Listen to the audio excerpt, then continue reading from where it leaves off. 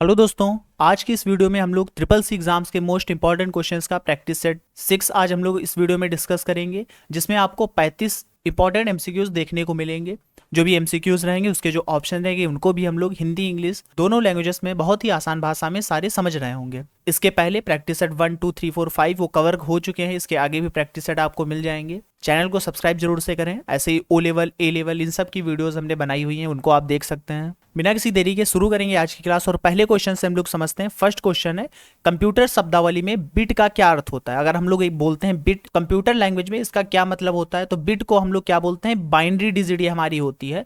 Bit का एक मतलब होता है, जैसे जो बिट होती है उसके जगह पर या तो हम 0 बोलेंगे या 1 बोलेंगे। ये यहाँ पर एक बिट बोली जाएगी और ये यहाँ पर एक बिट बोला जाएगा। यहाँ पे ये एक बिट है, इसका मतलब है कि एक छोटा सा एक बॉक्स जिसके अंदर हम सिर्फ ये स्टोर कराते हैं कि कहीं पे करंट है या नहीं है। अगर है तो उसको 1 से लिखते हैं, नहीं है तो 0 से लिखते हैं, इसी को बिट बोलते हैं। और जब यही मिलकर के 8 हो जाते हैं, मतलब छोटे छोटे ऐसे ही 8 बॉक्सेस जब मिलकर के हमारे पास हो जाते हैं जिसके अंदर हम एक बड़ी वैल्यू रख सकते हैं करंट होने या ना होने की, तब हम उसको एक बाइट बोलते हैं। तो यहाँ पे बिट का मतलब होता है बाइनरी डिजिट। अगले क्वेश्चन पे बढ़ेंगे, क्वेश्चन नंबर 2। इसमें हमसे पूछा गया इनमें से कौन सा सिस्टम सॉफ्टवेयर का एक उदाहरण है। सिस्टम सॉफ्टवेयर की बात करें तो हमने पिछली वीडियोस में समझा हुआ है, सिस्टम सॉफ्टवेयर ऐसे सॉफ्टवेयर होते हैं जो पूरे सिस्टम को चलाने का काम करते हैं। जैसे कि अगर हम बात करें एमएस वर्ड की, तो एमएस वर्ड क्या एक एप्लीकेशन सॉफ्टवेयर है। फोटोशॉप भी एक एप्लीकेशन सॉफ्टवेयर जिसमें सिर्फ फोटोज का काम करते हैं। लिब्रे ऑफिस भी आपका एक एप्लीकेशन सॉफ्टवेयर सूट होता है। लेकिन जो विंडोज 10 है ये पूरा आपका एक सिस्टम सॉफ्टवेयर बोला जाएगा, क्योंकि ये पूरे सिस्टम को चला रहा है। कौन सी एप्लीकेशन कहाँ रहेंगी, हार्डवेयर सॉफ्टवेयर इन सब को मैनेज का काम आपका क्या करता है, विंडोज करता है कंप्यूटर के अंदर। तो विंडोज 10 हमारा सिस्टम सॉफ्टवेयर या फिर ऑपरेटिंग सिस्टम हो जाएगा। ऑप्शन नंबर बी सही रहेगा। Question number 3, Windows operating system में टास्क मैनेजर को खोलने के लिए कौन सी कुंजी का हम लोग यूज करते हैं, मतलब कौन सी शॉर्ट की जिसकी मदद से हम टास्क मैनेजर को ओपन कर सकते हैं। ये सारे क्वेश्चन आपके चैप्टर 2 से लिए गए हैं। तो इसका अगर हम बात करें टास्क मैनेजर को ओपन करने की, इसके लिए क्या करेंगे, आप कंट्रोल प्रेस करेंगे, उसके साथ में अल्ट प्रेस करेंगे, उसके साथ में डेल शॉर्ट की प्रेस करेंगे। इससे क्या होगा, विंडोज अगर आपने विंडोज पे काम कर रहे हैं तो टास्क मैनेजर इससे ओपन हो जाता है, जिससे आप देख सकते हैं कौन से टास्क अभी ओपन है, रनिंग में है। ये सारी चीजें आप फिर पता कर सकते हैं। तो ऑप्शन ए यहां पर आपका बिल्कुल सही हो जाएगा। अगला क्वेश्चन है question number 4, Libre office writer में टेक्स्ट को जस्टिफाई करने के लिए कौन सी शॉर्ट की यूज की जाती है। तो टेक्स्ट जस्टिफाई का मतलब होता है कि जैसे अगर इधर आप देखें तो ये सारी चीजें देखिए बिल्कुल लाइन से यहाँ पर लिखी हुई है, जितने ऑप्शन है वो लाइन से लिखे हुए हैं। इसी तरीके से अगर इधर से भी बिल्कुल लाइन से लिख करके आ जाए, पॉइंट टू पॉइंट लिख करके आ जाए, इसी को जस्टिफाई बोलते हैं। तो जस्टिफाई हम किससे करते हैं, कंट्रोल प्लस जे के साथ में। शॉर्ट की होती है कंट्रोल जे, इससे हम जस्टिफाई करते हैं। कंट्रोल आर से राइट अलाइनमेंट होता है, कंट्रोल एल से लेफ्ट अलाइनमेंट, वही कंट्रोल ई के साथ सेंटर अलाइनमेंट होता है, ये आप जानते हैं। अगला क्वेश्चन है क्वेश्चन नंबर 5, कैल्क में अगर किसी भी अंकों का हमें औसत निकालना है तो हम लोग कौन सा फंक्शन इसमें से यूज करेंगे। क्या सम यूज करेंगे, एवरेज, काउंट या फिर टोटल। बात करें अगर सम फंक्शन की, तो सम फंक्शन क्या करता है, जब हम इसको एक रेंज देते हैं, रेंज मतलब कई सारे सेल देते हैं, उन सेल में कई सारे नंबर लिखे होते हैं, तो उन सबको जोड़ करके हमें उनका सम देता है, ये सम फंक्शन। एवरेज निकालने के लिए हम लोग एवरेज फंक्शन यूज करते हैं, तो ऑप्शन बी यहाँ बिल्कुल सही हो जाएगा। काउंट करना है टोटल सेल्स में कितने नंबर लिखे हुए हैं, तब हम वहां पे काउंट फंक्शन लगाते हैं, तो ऑप्शन बी आपका यहाँ बिल्कुल सही हो जाएगा। अगला क्वेश्चन है question number 6, Libre office Impress presentation की फाइल का एक्सटेंशन नेम क्या होता है।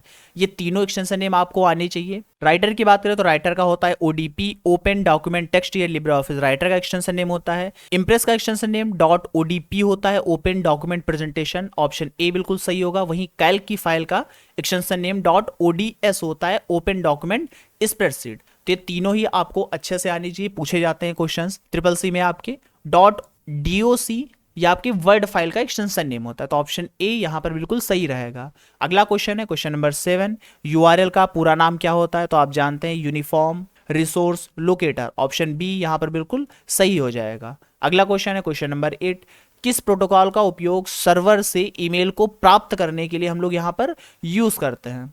जैसे कोई ईमेल आई वो सर्वर तक की आपकी गई, सर्वर से आपके डिवाइस में कैसे आती है, इसके लिए हम लोग इसमें से किस प्रोटोकॉल का यूज करेंगे, तो वो है हमारा option B SMTP, simple mail transfer protocol. Option B का हम लोग यूज करते हैं, एसएमटीपी प्रोटोकॉल का यूज करते हैं, जिसकी मदद से सर्वर से ईमेल हमारी मोबाइल फोन तक की हमें मिल जाती है। HTTP आप यूज करते हैं जब कोई फाइल वगैरह लोड कराते हैं। POP3 हम यूज करते हैं, पोस्ट ऑफिस प्रोटोकॉल 3, इसका यूज करते हैं जब हम कोई ईमेल को डाउनलोड कर रहे होते हैं। जब कोई फाइल हम ट्रांसफर करते हैं तब हम FTP फाइल ट्रांसफर प्रोटोकॉल का यूज करते हैं। अगला क्वेश्चन है क्वेश्चन नंबर 9, निम्न में से कौन सा एक ई शासन सेवा नहीं है। ई शासन सेवा का मतलब है इलेक्ट्रॉनिक गवर्नेंस सर्विस, इसमें से नहीं है। कई सारी गवर्नमेंट की तरफ से एप्लीकेशन होती हैं जिनकी मदद से वो अपने सिटीजन को काफ़ी ज़्यादा सुविधाएं देती हैं, नागरिकों को काफ़ी ज़्यादा सुविधाएं देती हैं। तो इसमें से कौन सी ऐसी वेबसाइट है जो नहीं है, तो हमारी डिजी लॉकर होती है जिसपे हम अपने डॉक्यूमेंट वगैरह सेव करके रख सकते हैं। उमंग ऐप है जिसकी मदद से गवर्नमेंट की कई सारी सेवाओं का हम लाभ उठा सकते हैं। RICTC है जिसपे हम लोग रेलवे का काम कर सकते हैं, रेलवे में टिकट बुक करना, बाकी चीज़ें हम इससे कर सकते हैं। वहीं अगर VLC प्लेयर की बात करें तो ये हमारा नहीं होता है, इसमें वीडियोज वगैरह ओपन करते हैं, वो सॉफ्टवेयर है। तो ऑप्शन डी यहाँ पर सही होगा। बाकी के 3 यहाँ पर ई गवर्नेंस सर्विसेज के एग्जाम्पल हैं, तो ये सारे ही आपको अच्छे से याद होने चाहिए। अगला क्वेश्चन है क्वेश्चन नंबर 10, इनमें से कौन सा एक डिजिटल वॉलेट का उदाहरण है। डिजिटल वॉलेट की बात करें तो डिजिटल वॉलेट का मतलब है कि आपके पास में जो करेंसी होती है, जो रुपया होता है, आप उसको डिजिटल रूप से कहीं सेव करके रख दें, इसको हम लोग डिजिटल वॉलेट बोलते हैं। तो वो हमारा हो जाएगा यहाँ पे पेटीएम।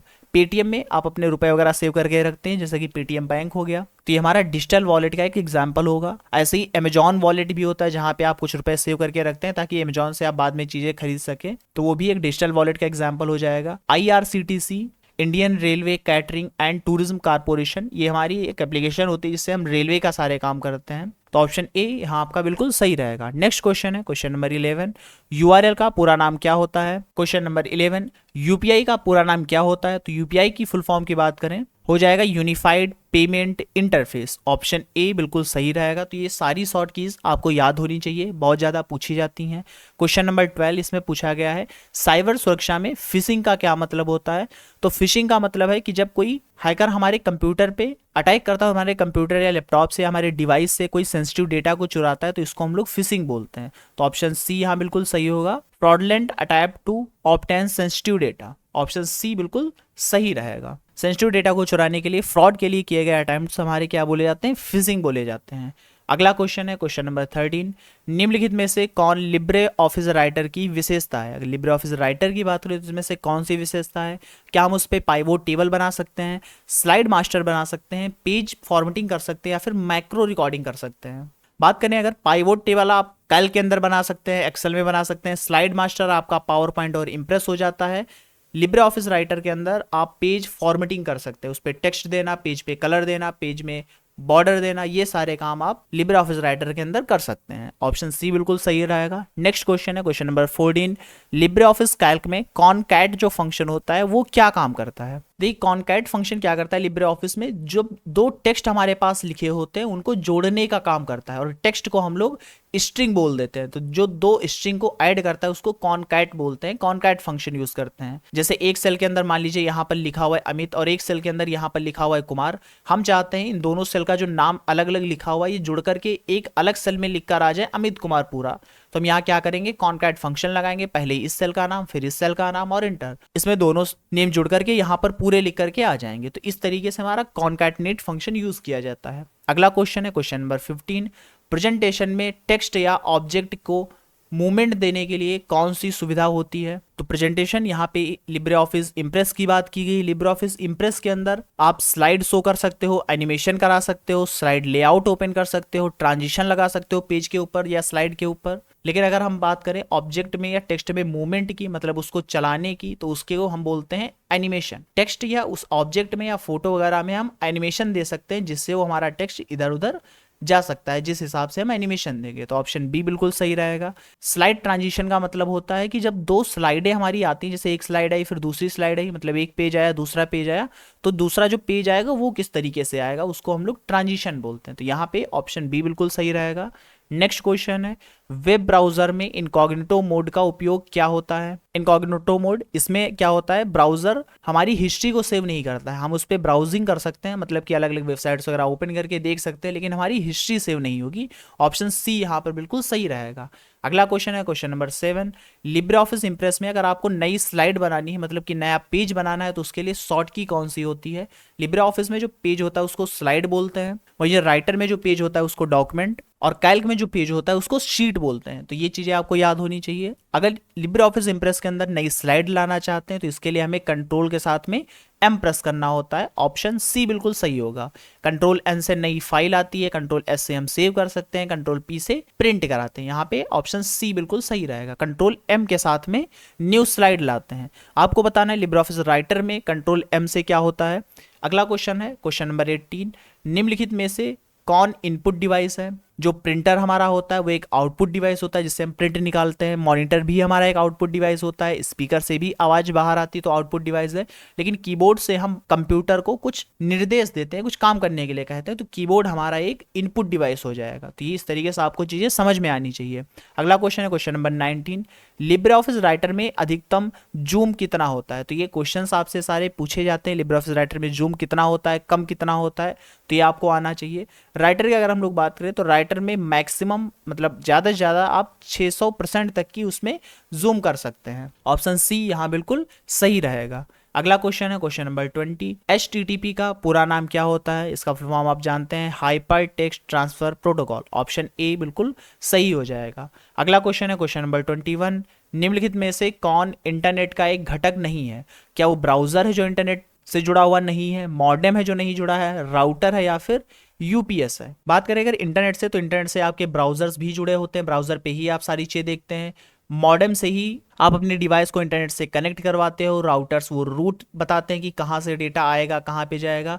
लेकिन यूपीएस यहाँ पे ऑप्शन गलत हो जाएगा, तो ऑप्शन डी यहाँ बिल्कुल सही है। अगला क्वेश्चन है question number 21, Libre office writer में वर्तनी और व्याकरण मतलब कि स्पेलिंग और ग्रामर को चेक करने के लिए, सही करने के लिए हम लोग इसमें से कौन से टूल को यूज करते हैं और कहाँ पर वो मिलेंगे। क्या टूल्स में जाके वर्ड अकाउंट से हम ये काम कर सकते हैं, या फिर टूल्स में जाके स्पेल चेकर से काम कर सकते हैं, या फॉर्मेट में जाके फॉन्ट से ये काम कर सकते हैं, या एडिट मेन्यू में जाके फाइंड से ये काम कर सकते हैं। तो अगर आपको स्पेलिंग कोई चेक करनी है, ग्रामर उसकी चेक करनी है, उसके लिए आप टूल्स मेन्यू में जाएंगे, वहां आपको स्पेल चेकर एक ऑप्शन मिलता है, उस पर क्लिक करेंगे तो स्पेलिंग चेक करके बताएगा कि आपने क्या गलती की है, या किसी ग्रामर में आपने कोई ग्रामर वाली मिस्टेक तो नहीं की, वो भी बताता है। तो ऑप्शन बी आपका बिल्कुल सही रहेगा। अगला क्वेश्चन है क्वेश्चन नंबर 23, रैंसमवेयर क्या होता है। हैकिंग के कई सारे तरीके होते हैं, मतलब कि अगर कोई डिवाइस हैक करना चाहता है तो उसके लिए कई सारे तरीके हैं। वो ट्रोजन हॉर्स यूज कर सकता है, रैंसमवेयर यूज कर सकता है। उसी में हमसे पूछा गया है कि रैंसमवेयर काम क्या करता है। तो रैंसमवेयर क्या है, एक मैलवेयर है। मैलवेयर मतलब एक ऐसा फंक्शन जो आपके डिवाइस को खराब करता है। तो एक मैलवेयर है जो कि यूजर के डेटा को लॉक कर देता है, जो भी आपके सिस्टम में सारी चीजें उनको लॉक कर देगा, आगे बढ़ने नहीं देगा। तो ये काम कौन करता है, आपका रैंसमवेयर करता है। ऐसे ही एडवेयर होता है जो कि पता करता है कि आप कौन सी चीजों को पसंद करते हैं, वैसे ही ऐड आपको दिखाए जाते हैं, तो एडवेयर भी होता है। तो ये भी सारे मैलवेयर्स ही होते हैं। अगला क्वेश्चन क्वेश्चन नंबर 24, आईमैप का उपयोग किस लिए किया जाता है। आईमैप की फुल फॉर्म की बात करें तो इंटरनेट मेल एक्सेस प्रोटोकॉल, ये इसकी फुल फॉर्म हो जाती है। तो जैसा कि फुल फॉर्म से क्लियर है, मेल को एक्सेस करने के लिए यूज किया जाता है, मतलब कि रिसीव करने के लिए ईमेल को हम लोग आईमैप प्रोटोकॉल का यूज करते हैं। ऑप्शन बी यहाँ पर आपका बिल्कुल सही हो जाएगा।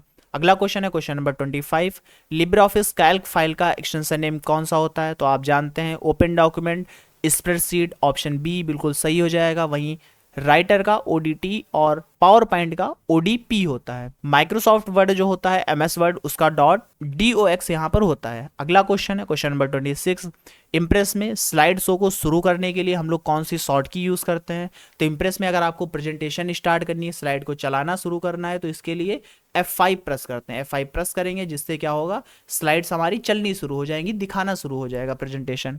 अगला क्वेश्चन है क्वेश्चन नंबर 27, निम्नलिखित में से कौन सा एक फ्यूचर स्किल डोमेन है। डोमेन का यहाँ पर मतलब है कि कौन सी चीज इसमें से फ्यूचर स्किल्स के अंदर आएगी, जिसका यूज काफी ज्यादा बढ़ेगा आईटी सेक्टर में। क्या वो कुकिंग है, साइबर सिक्योरिटी है, एग्रीकल्चर है, या फिर योगा है। तो ऑप्शन यहाँ पे बी बिल्कुल सही होगा। Cyber security domain future skill के अंतर्गत आएगा। अगला क्वेश्चन है क्वेश्चन नंबर 28, राइटर में हाइपरलिंक बनाने के लिए शॉर्ट की क्या यूज करते हैं। अगर आपको हाइपरलिंक बनाना है, हाइपरलिंक का मतलब किसी टेक्स्ट पर क्लिक करें और किसी दूसरी फाइल पे पहुंच जाए, इसके लिए हम कौन सी शॉर्ट की यूज करेंगे। तो इसके लिए आप कंट्रोल के साथ के यूज करते हैं। कंट्रोल के से हाइपरलिंक हम बना सकते हैं। कंट्रोल एच से आप जानते हैं फाइंड और रिप्लेस हमारे पास आता है, तो ये भी आपको याद रखना है। कंट्रोल एच के साथ में फाइंड और रिप्लेस, सिर्फ अगर फाइंड करना है तो कंट्रोल एफ यूज करते हैं। यहाँ पे ऑप्शन बी बिल्कुल सही रहेगा। अगला क्वेश्चन है क्वेश्चन नंबर 29, इम्प्रेस में स्लाइड मास्टर क्या करता है, अगर इम्प्रेस की बात करें तो स्लाइड मास्टर से आप क्या कर सकते हैं, इसका यूज हम लोग करते हैं control design and layout of all slides. Slide master का काम ही यही है कि पूरी स्लाइडों में, मतलब जितनी भी हमारे पास स्लाइडें हैं सभी में एक साथ हम कुछ चेंज कर पाए, उसमें कोई डिजाइन दे पाए या फिर उसके लेआउट में बदलाव कर पाए, इसके लिए हम लोग स्लाइड मास्टर का यूज करते हैं। तो ऑप्शन यहाँ पे सी आपका बिल्कुल सही हो जाएगा। अगला क्वेश्चन है क्वेश्चन नंबर 30, इनमें से कौन सा एक वैध ईमेल प्रोटोकॉल नहीं है। ये सारे ईमेल के प्रोटोकॉल से लिखेंगे लेकिन एक इसमें से ईमेल का प्रोटोकॉल नहीं है, जो कि हमारा ऑप्शन सी हो जाएगा। FTP फाइल ट्रांसफर प्रोटोकॉल के लिए यूज करते हैं, तो ये हमारा ईमेल प्रोटोकॉल नहीं है। SMTP हमने बताया ईमेल प्रोटोकॉल रहता है, POP3 ईमेल प्रोटोकॉल है और IMAP भी ईमेल प्रोटोकॉल्स हैं। अगले क्वेश्चन पे बढ़ते हैं, क्वेश्चन नंबर 31, डिजिटल इंडिया के तहत सरकारी सेवाओं के लिए कौन सा ऐप उपयोगी होता है। तो ये भी यहाँ पर आपको याद रखना है, डिजिटल इंडिया के तहत हमारी एक एप्लीकेशन बनाई गई गवर्नमेंट की तरफ से जिसपे हम सरकार की सेवाओं का लाभ उठा सकते हैं, जो कि है हमारी उमंग ऐप। ऑप्शन सी बिल्कुल सही हो जाएगा। तो ये सारी चीजें आपको बहुत ही अच्छे से आनी चाहिए।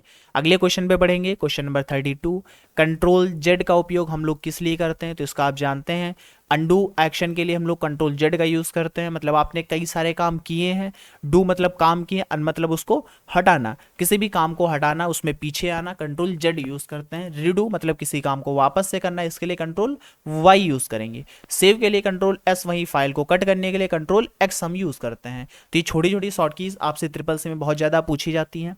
अगला क्वेश्चन है क्वेश्चन नंबर 33, लाइन का फुल फॉर्म क्या होता है। इसका आप जानते हैं, local area network. Option C भी यहाँ पर बिल्कुल सही हो जाएगा। अगला क्वेश्चन है क्वेश्चन नंबर 34, फायरवॉल का काम क्या होता है। जो फायरवॉल हमारे पास में एप्लीकेशन होती है उसका हम लोग यूज क्यों करते हैं। इसका यूज हम लोग करते हैं protect computer from unauthorised access, किसी भी बाहर वाले के लिए कंप्यूटर में प्रोटेक्ट करके रखना ताकि कोई बाहर से उसमें एक्सेस ना कर पाए, चीजें हमारी चुरा ना पाए, देख ना पाए, इसके लिए हम लोग फायरवॉल का यूज करते हैं। तो ऑप्शन बी यहाँ पर बिल्कुल सही रहेगा। ये एक तरीके का हमारा एंटीवायरस होता है, वायरस से बचाने का काम करता है फायरवॉल। लास्ट क्वेश्चन है हमारे आज के प्रैक्टिस सेट का। इसमें हमसे पूछा गया है कि जो ट्रिपल सी की अगर रजिस्ट्रेशन करवाना है, इसके लिए नाइलेट की आधिकारिक या कहे ऑफिशियल वेबसाइट इसमें से कौन सी है, या उसका URL इसमें से सही कौन सा हो जाएगा। चाहे आपको ट्रिपल सी का काम करना है, O लेवल A लेवल किसी भी नाइलेट से जुड़े कोर्सेज के बारे में काम करना है, तो इसके लिए आप www.nilet.gov.in इस वेबसाइट पे जाएंगे। यहाँ पे आपके सारे काम हो रहे होंगे, चाहे फॉर्म को फिल करना हो, एडमिट कार्ड देखना हो, ये सारी चीजें आपको इस वेबसाइट पे मिल जाएंगी। ऑप्शन ए यहाँ पर बिल्कुल सही रहेगा। ऐसे ही IRCTC और भी वेबसाइट के URL पूछता है कि इसका सही URL कौन सा होगा, तो वो भी आपको पता होना चाहिए। इसी से रिलेटेड क्वेश्चंस पूछे जाते हैं। आगे की प्रैक्टिस सेट में वो भी क्वेश्चन हम लोग कवर करेंगे। इसके पहले के अगर प्रैक्टिस सेट आपने नहीं देखे तो उन्हें आप देख सकते हैं। क्लास आपको कैसे लगी, इसमें और क्या बदलाव होने चाहिए उसे आप बता सकते हैं। टोटल कितने क्वेश्चंस आपके सही हो रहे हैं प्रैक्टिस सेट में, कमेंट करके जरूर से बताइए। मिलते हैं अगली वीडियो में। Thank you.